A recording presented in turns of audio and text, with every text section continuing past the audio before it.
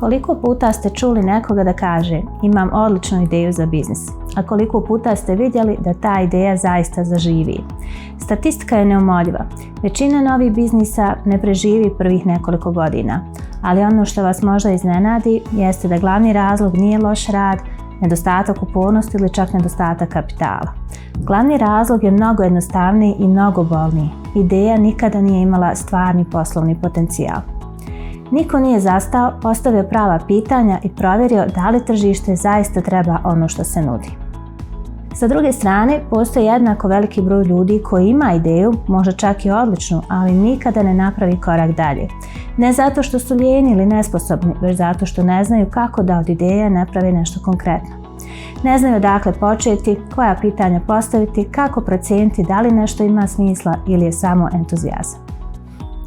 I jedni i drugi dijele isti problem. Nedostaje im sistematičan pristup koji razdvaja dobre ideje od stvarnih poslovnih prilika.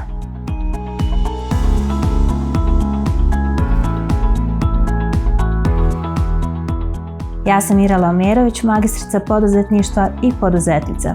U proteklom periodu radila sam sa više od 500 vlasnika novih biznisa koji su razvijali i pokretali vlastite poslovne pothvate.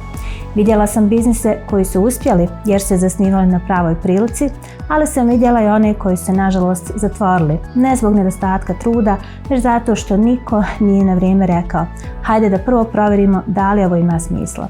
Upravo to iskustvo me naučilo koliko je važno zastati prije nego što se krene i upravo to želim podijeliti sa vama kroz ovaj kurs. U ovom kursu vodit ću vas kroz analizu izvodljivosti poslovne ideje, korak po korak. Naučiti ćete kako procijeniti da li je vaša ideja ostvariva kroz 4 ključne dimenzije. Izvodljivost proizvoda ili usluge, analizu privredne grane i ciljnog tržišta, organizacijske kapacitete i financijsku opravdanost. Svaka dimenzija donosi konkretna pitanja i praktične alate koje možete odmah primijeniti na svoju ideju.